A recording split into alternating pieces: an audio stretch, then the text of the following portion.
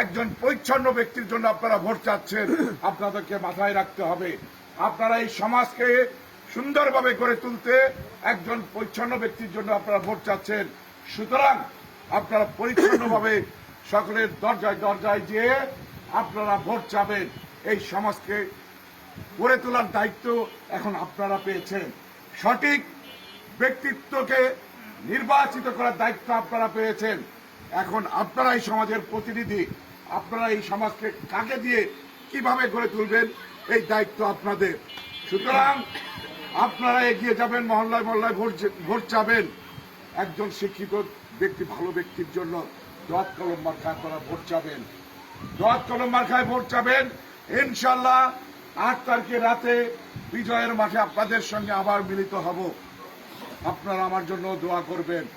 আমরা চাই, আমি এই প্রার্থীর পক্ষে এসেছি কারণ আমার নৈতিক দায়িত্ব আছে এই সমাজকে গড়ে তোলায়, কালিয়া উপজেলাকে গড়ে তোলার, যারা গড়ে তুলবে তাদের পাশে দাঁড়ানোর নৈতিক দায়িত্ব আমার আছে।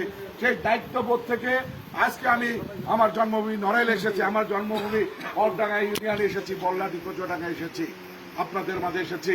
আপনাদের কাছে বিনতি করি, হাত জোর বিনতি করি, এই সমাজকে গড়ে তোলার দায়িত্ব আপনাদের। সঠিক ব্যক্তিকে আপনারা নির্বাচিত করবেন এবং সকলের কাছে ভোট চেয়ে এই দোয়াত কলমে ভোট দিতে বলবেন। আপনারা প্রিন্সকে বিপুল ভোটে ব্যবধানে নির্বাচিত করবেন, এই আশা আপনাদের কাছে রাখি। সকলকে ধন্যবাদ। জয় বাংলা, জয়